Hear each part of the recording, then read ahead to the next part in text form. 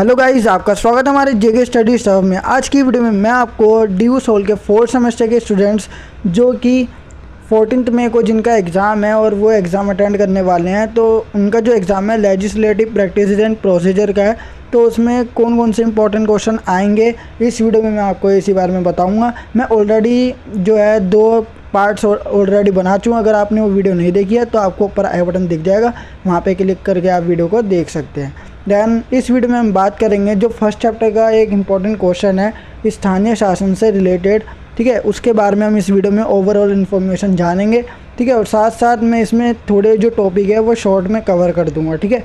मैं ज़्यादा डिटेल में नहीं बताऊँगा, लेकिन आप इसकी जो थ्योरी है वो पढ़ सकते हैं इस वीडियो के थ्रू, ठीक है। तो वीडियो को स्टार्टिंग से लेकर एंड तक जरूर देखना। तो चलते अपनी वीडियो की ओर। So without wasting time let's begin our video. So guys, जो 14 मई को एग्ज़ाम है, मतलब कि कल जो एग्ज़ाम है, उसमें एक इम्पॉर्टेंट क्वेश्चन ये भी आ सकता है स्थानीय संस्थाओं के सदस्यों की शक्तियाँ एवं कार्य। जैसे कि आपको ये टॉपिक दिख ही रहा होगा, स्थानीय संस्थाओं के सदस्यों की शक्तियाँ एवं कार्य। मैं ऑलरेडी संसद के बारे में जो भी ओवरऑल इन्फॉर्मेशन है, अगर संसद से रिलेटेड कोई भी क्वेश्चन आता है तो आप वीडियो का फर्स्ट पार्ट देख सकते हैं।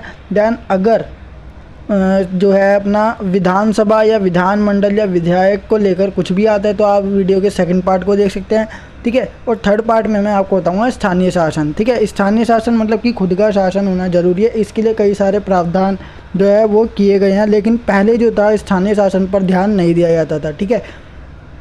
तो इसमें देखो, सबसे पहले मैं शॉर्ट में जो ये पैसेज है इसको शॉर्ट में बता देता हूँ, ठीक है। क्या है, देखो, प्राचीन समय से ही ना, मतलब कि स्थानीय शासन को लेकर बहुत ज़्यादा जो है वो चर्चा चलती आ रही है। लेकिन क्या हुआ, एक जो कौटिल्य हैं जिनको हम चाणक्य भी कहते हैं, उन्होंने क्या करा था, अपने अर्थशास्त्र में स्थानीय शासन को लेकर बहुत कुछ बताया था। और साथ ही साथ एक व्यक्ति और है, लॉर्ड रिपन, ठीक है, ये नाम याद रखना, लॉर्ड रिपन। लॉर्ड रिपन एक ऐसे व्यक्ति है जिन्होंने क्या करा था, स्थानीय शासन को लेकर बहुत ही ज़्यादा महत्वपूर्ण भूमिका निभाई, ठीक है, अपनी जो पॉलिटिकल साइंस है उसमें। और साथ ही साथ इसलिए मतलब कि इन्होंने इम्पोर्टेंस ज़्यादा दी थी, तो इसलिए इनको इसका फादर मतलब कि जनक भी कहा जाता है, ठीक है। इसमें जो पूरे पैसेज है इसमें ये बात बोली गई है। और साथ ही साथ जो अपना स्थानीय शासन है ना, ठीक है, इसको लेकर ना संविधान सभा में जब अपना भारत आज़ाद हो गया था तो संविधान सभा में इसको लेकर बहुत ही ज़्यादा बहस और चर्चा हुई, ठीक है। और साथ ही साथ क्या हुआ, ठीक है, तो कुछ लोग जो थे वो इसके विरोध में थे, तो कुछ लोग इसके पक्ष में थे, ठीक है। जो पक्ष में थे वो गांधीवादी विचारधारा के लोग थे। इनका मानना ये था कि स्थानीय शासन मतलब कि खुद का शासन होना ज़रूरी है। लेकिन जो कुछ लोग थे जो इसके विरोध में थे, जो कि अंबेडकर को फॉलो करते थे, ठीक है, उनका मानना ये था कि स्थानीय शासन नहीं होना चाहिए, इससे हमारी देश की अखंडता जो भी है उसको ठेस पहुँचेगी, मतलब कि नुकसान होगा, हानि होगी किसी भी प्रकार से देश को, ठीक है। तो इसलिए नहीं होना चाहिए क्या, स्थानीय शासन, ठीक है। और साथ ही साथ बाद में क्या हुआ, वाद विवाद को जो हुआ था संविधान सभा में उसका समाधान किया गया, फिर बाद में इसको संविधान में शामिल कर दिया गया था, ठीक है। अब संविधान के कौन से अनुच्छेद में इसको शामिल किया गया था स्थानीय शासन को, तो स्थानीय शासन को 40वें अनुच्छेद के अंतर्गत शामिल किया गया था, ठीक है, ठीक है। DPSP की बात की गई है। लेकिन क्या हुआ था कि इसमें 40वां जो अनुच्छेद है वो स्थानीय शासन को लेकर बनाया गया है, ठीक है। राज्य के नीति निर्देशक तत्व वो होते हैं जिसमें क्या होता है, हम सरकार को, अगर सरकार उसको अगर लागू नहीं करती, किसी भी कानून को नहीं बनाती, तो हम उनसे न्यायालय में जाकर उनसे लड़ नहीं सकते, बल्कि उनसे क्या कर सकते हैं, बस विनती कर सकते हैं, ठीक है, निवेदन कर सकते हैं कि इसको कानून को बनाइए या फिर हमारे जो भी समस्या है उसका समाधान कीजिए। केवल हम उस पर क्या कर सकते हैं, विनती, ठीक है, चुनौती नहीं दे सकते। तो ये क्या है, इस पैराग्राफ में इसी बारे में बताया गया। अब चलते अपने नेक्स्ट पैराग्राफ की ओर, ठीक है। तो इसमें क्या बोला गया है कि कई प्रकार की समितियाँ जो होती है ना, मतलब देखो, इसमें आपको एग्ज़ाम में ऐसे लिखना है, जैसे वो तो हो गया होगा। अब सेकंड आपको ऐसा भी लिखना है कि स्थानीय शासन को मजबूत करने के लिए कई प्रकार की समितियाँ तैयार की गई थी, ठीक है। जिसमें से सबसे पहली समिति जो थी ना, वो कौन सी थी, बलवंत राय मेहता समिति। बलवंत राय मेहता समिति जिस साल तैयार की गई थी उसी साल उसने क्या करा, अपनी रिपोर्ट सरकार को भेज दी और उससे कई प्रकार की सिफारिश की, ठीक है। तो बलवंत राय मेहता समिति की सिफारिश पहली क्या थी, दूसरी, 5 सिफारिश थी, ठीक है। जैसा कि आपको दिख रहा होगा स्क्रीन पर 5 सिफारिश थी। इस समिति की पहली सिफारिश ये थी कि पंचायती राज को 3 स्तर में स्थापित किया जाए, मतलब कि जो भी स्थानीय शासन होगा उसको 3 स्तर पर बांटा जाए, ठीक है। इसके 3 लेवल होने चाहिए, ठीक है। सबसे छोटा लेवल कौन सा होना चाहिए, ग्राम पंचायत, जो ग्रामीण लेवल पर होना चाहिए, ठीक है। दूसरी बात ब्लॉक स्तर पर पंचायत समिति और जिला स्तर पर जिला परिषद, ठीक है। जिला परिषद इसमें सबसे उच्च माना जाता है, सर्वोच्च, ठीक है। तो 3 पार्ट में इसको डिवाइड कर दिया। दूसरी बात इसमें क्या बोला, ग्राम पंचायत जो सबसे छोटी है उसमें उसका चुनाव कैसे होना चाहिए, जनता के द्वारा, ठीक है, प्रत्यक्ष रूप से, मतलब कि डायरेक्ट। और बाकी जो 2 बचे पंचायत समिति और जो जिला परिषद है उसका चुनाव अप्रत्यक्ष तौर पे, मतलब कि जनता के द्वारा चुने गए प्रतिनिधि के द्वारा क्या होना चाहिए, जिला परिषद और पंचायत समिति के चुनाव होने चाहिए। तीसरी बात क्या कही थी इन्होंने, कौन सी सिफारिश रखी, गांव के लेवल पर जो भी विकास का कार्य है, ठीक है, गांव को डेवलपमेंट करना या फिर किसी प्रकार की शिक्षा सारी सुविधा उपलब्ध कराना, ये किसको सौंप देना चाहिए, इन संस्थाओं को, जो 3 संस्थाएं हैं, या स्थानीय शासन को सौंप देनी चाहिए। अगली बात क्या सिफारिश रखी इन्होंने, पंचायत समिति को कार्यकारी करना चाहिए, कार्यकारी कार्य करना चाहिए, ठीक है, कंट्रोल से रिलेटेड। और जिला परिषद को सलाहकारी या पर्यवेक्षक, निगरानी वाले और सलाहकारी, मतलब कि सलाह वाले कार्य करने चाहिए, ठीक है, इन 2 को। बाकी ग्रामीण वाले को विकास से संबंधित, ठीक है। और 5वां जो है, इन स्थानीय संस्थाओं को पर्याप्त संसाधन मिलने चाहिए ताकि ये अपना कार्य सही से कर सके। तो इसी तरह से ना कई सारी समितियां बनी। देखो ये जो 5 सिफारिश रखी गई थी, ठीक है, इन्होंने सरकार को अपनी रिपोर्ट भी दे दी, लेकिन सरकार ने इन पर ज़्यादा ध्यान नहीं दिया, ठीक है। तो इसी के बाद कई सारी समितियां, जैसे कि 1977 में जो आपको स्क्रीन पे दिख रहा होगा, जनता पार्टी की सरकार आई, ठीक है, उसने कौन सी समिति बनाई थी, अशोक मेहता समिति, इसका गठन किया और सरकार से सिफारिश करी अगले साल, मतलब कि 1978 में सिफारिश जो है वो की और रिपोर्ट अपनी सौंप दी सरकार के पास।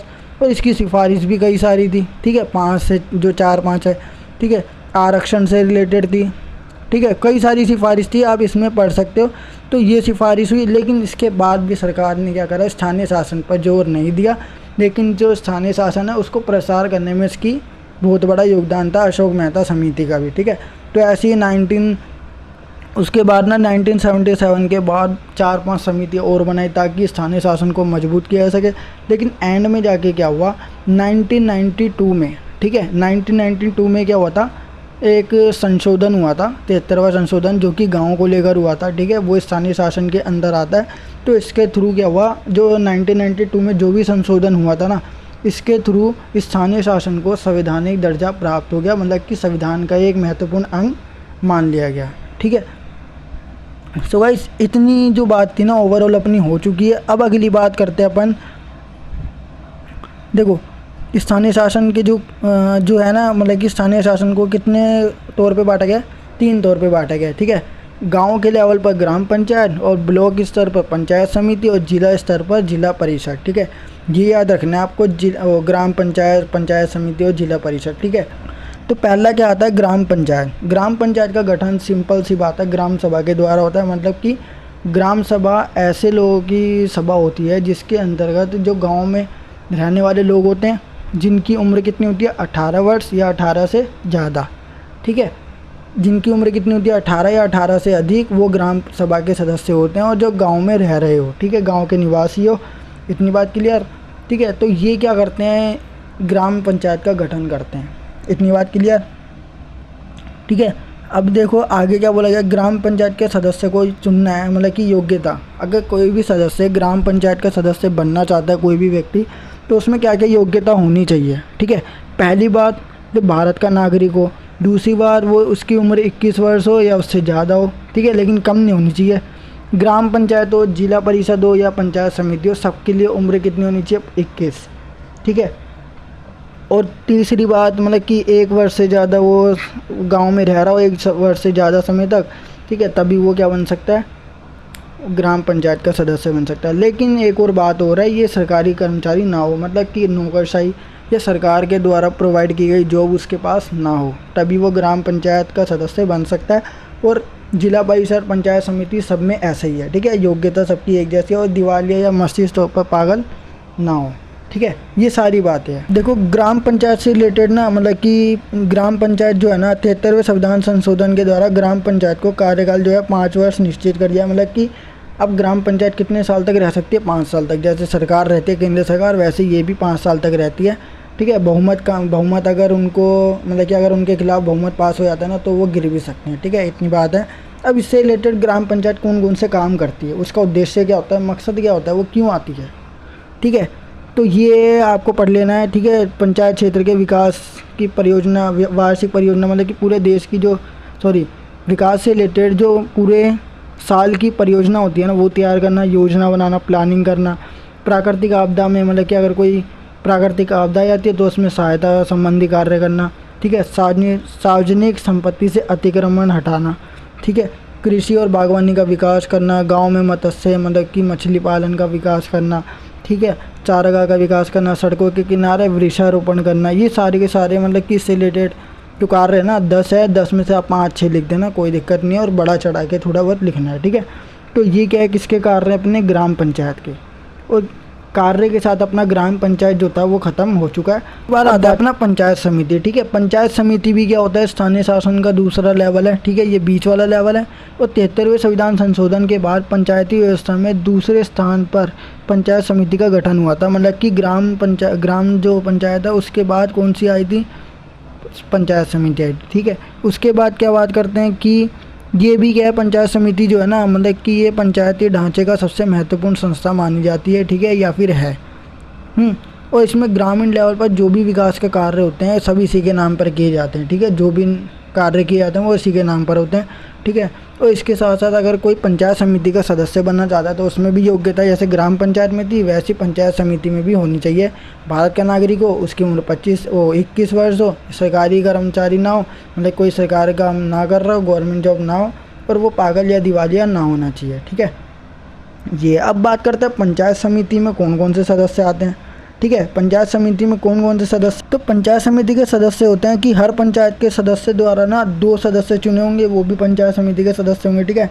पंचायत समिति के क्षेत्र में आने वाले ग्राम पंचायत के मुखिया, मतलब जो मुखिया होता है ग्राम पंचायत का, वो भी क्या होगा, पंचायत समिति का सदस्य होते हैं, ठीक है।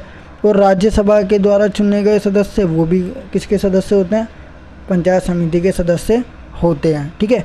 और साथ ही साथ क्या अपना पंचायत समिति के लोकसभा विधानसभा के लिए चुने गए सदस्य भी किसके सदस्य होते हैं, पंचायत समिति के सदस्य होते हैं, ठीक है। अब इसके कार्य की बात करें तो इसके कार्य भी जैसे उसके थे वैसे ही थोड़े बहुत इसके एज हैं। शिक्षा, ठीक है, और स्वास्थ्य, कृषि, केंद्र सरकार, राज्य सरकार और जिला परिषद द्वारा सौंपे गए कार्य करना, या फिर जो भी एजुकेशन, ठीक है, या फिर हेल्थ या फिर एग्रीकल्चर को लेकर जो भी कार्य करना है वो पंचायत समिति का होता है, ठीक है। पशुपालन, मत्स्य पालन, ठीक है, ये सब, गरीबी हटाना, जल प्रदूषण को रोकना, तो ये सारे के सारे कार्य किसके हैं, पंचायत समिति के होते हैं, ठीक है। अगली बात करते हैं अपना जो जिला परिषद होता है, ठीक है। को अभी जैसे हमने पंचायत समिति का पढ़ा ना वैसे ही जिला परिषद का होता है। जिला परिषद एक सर्वोच्च संस्था होती है, ठीक है। स्थानीय शासन के जो 3 लेवल हैं उसमें सबसे बड़ी संस्था किसकी होती है, जिला परिषद की। इतनी बात क्लियर, ठीक है। और ये भी क्या करता है, ग्रामीण लेवल पर या फिर जिले लेवल पर जो भी कार्य होते हैं ना वो इसी के द्वारा किए जाते हैं। इतनी बात क्लियर। अगली बात करते हैं कि इसमें कौन कौन से सदस्य आते हैं। तो जिला परिषद में ना वही सदस्य आते हैं जैसे कि जो जिला परिषद के द्वारा चुने गए सदस्य होते हैं, 2 अध्यक्ष और 2 उपाध्यक्ष, ठीक है, वो चुने जाते हैं। और राज्यसभा के सदस्य भी जिला परिषद के सदस्य होते हैं, लोकसभा के सदस्य भी जिला परिषद के सदस्य होते हैं, ठीक है। ये लिखा नहीं है, मैं बता देता हूँ, ठीक है, क्योंकि वही इन्फॉर्मेशन है जो अभी हमने 2 में पढ़ी थी, ठीक है। जिला परिषद के कार्य की बात कर रहे हैं तो इनके कार्य थोड़े ना उनसे हटके होते हैं, ठीक है। जो अभी हमने 2 पढ़े थे उनसे हटके होते हैं, ठीक है। ये अपने क्षेत्र में पंचायत समिति के कार्य में समन्वय स्थापित करना का कार्य या फिर उसकी कोशिश करते हैं। मतलब पंचायत समिति के जो भी कार्य होते हैं उसमें उनका साथ देना, ठीक है। बजट, ठीक है। अब देखो वार्षिक बजट करके पंचायत समिति अपना वार्षिक बजट पास करती है और जिला परिषद के पास भेजती है, और जिला परिषद उस पर क्या करता है, अपनी स्वीकृति या फिर सहमति देता है, ठीक है।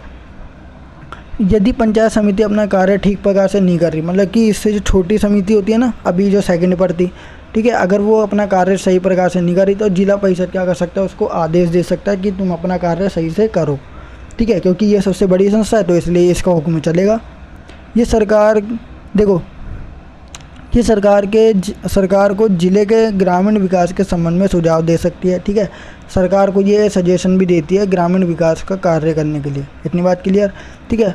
और भूमि सुधार, भूमि संरक्षण का कार्य करती है, मतलब कि सिंचाई साधनों का निर्माण करना, देखभाल करना, ठीक है।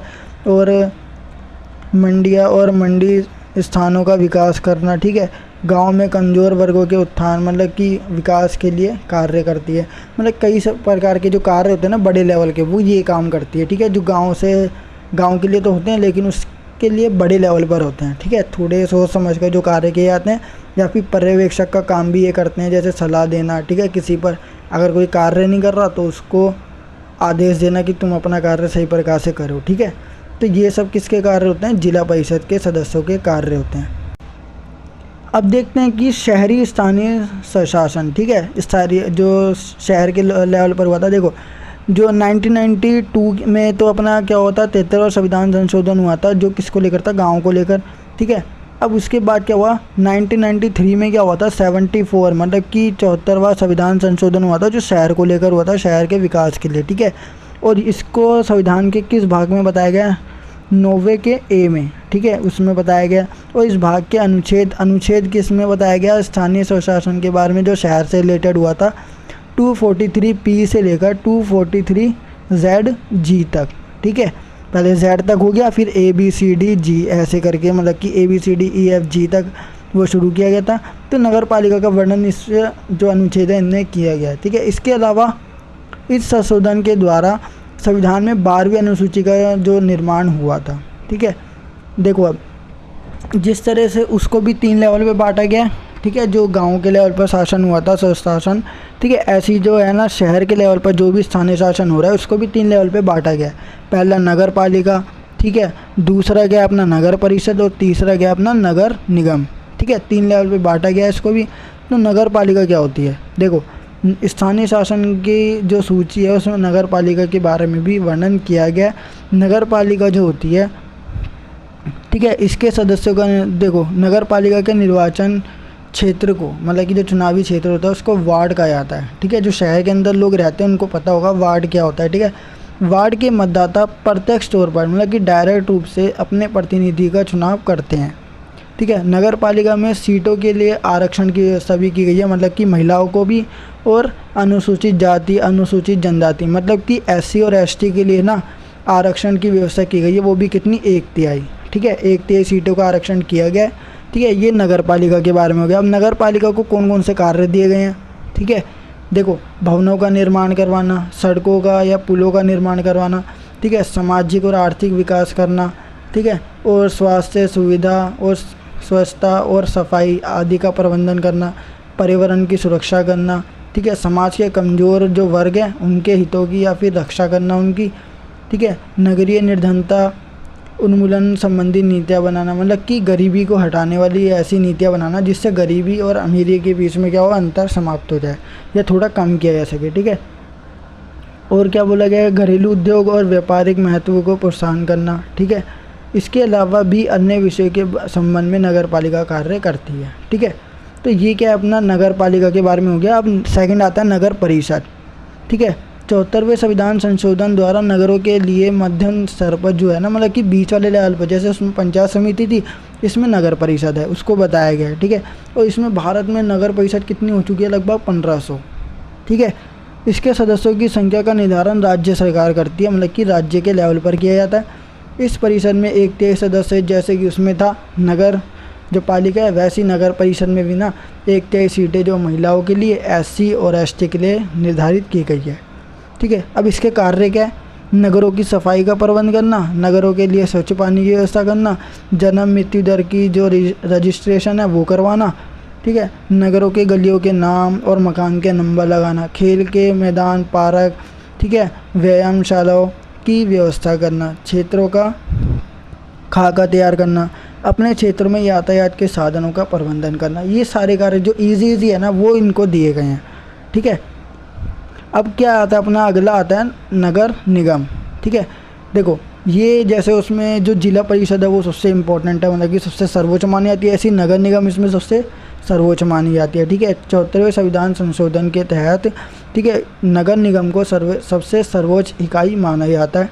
इतनी बात क्लियर, ठीक है। नगर निगम की स्थापना संसद और राज्य की विधानमंडल द्वारा पास बनाए गए कानून के अनुसार की जाती है। संसद होगा और राज्य की विधानमंडल होगी, ये दोनों मिलकर क्या बनाते हैं? नगर निगम। इतनी बात क्लियर। भारत में लगभग 100 शहरों में नगर निगम का गठन किया गया। 100 शहर ऐसे हैं जहाँ पे नगर निगम है। ठीक है, आगे देखते हैं, इसमें ज़्यादा कुछ नहीं बताना, अब सीधा आ जाते हैं कार्य की ओर। ठीक है, देखो अपने आसपास या फिर पूरे क्षेत्र की सफाई का ध्यान रखना, जल निकासी मतलब कि जल निकालने वाला जो प्रबंध होता है उसका भी प्रबंध करना, गंदी वस्तुओं को सुधारना। ठीक है, प्राथमिक और माध्यमिक स्तर की शिक्षा का प्रबंध करना जो स्कूल तक की होती है। ठीक है, दूसरी अगली बात है गलियाँ, सड़कें, पुलों और नालों का प्रबंध करना, टीके लगवाना। ठीक है, लोगों के लिए पार्क बनाना, कीटाणुओं को समाप्त करने के लिए दवाई डालना। ठीक है, नशीली वस्तुओं की बिक्री पर कंट्रोल करना। ठीक है, तो ये सारे कार्य किसको दिए गए हैं? नगर निगम को। तो गाइस इसी वीडियो के साथ हमारा जो फर्स्ट चैप्टर है ओवरऑल कंप्लीट हो चुका है। ठीक है, मैंने आपको अभी तक 3 क्वेश्चन बता दिए हैं जो कि आपके एग्जाम में आ सकते हैं। इनमें से 3 में से कोई 2 या 1 क्वेश्चन जरूर आएगा, तो इसको ज़रूर देख कर जाना। और अगर आपने हमारे चैनल को अभी तक सब्सक्राइब नहीं किया तो सब्सक्राइब जरूर कर लेना एंड बेल नोटिफिकेशन पे क्लिक करना बिल्कुल ना भूलिए, इससे आप हमारे आने वाले वीडियो की नोटिफिकेशन को पा सकते हैं। सो मिलते हैं अपनी नेक्स्ट वीडियो के साथ। So thanks for watching this video.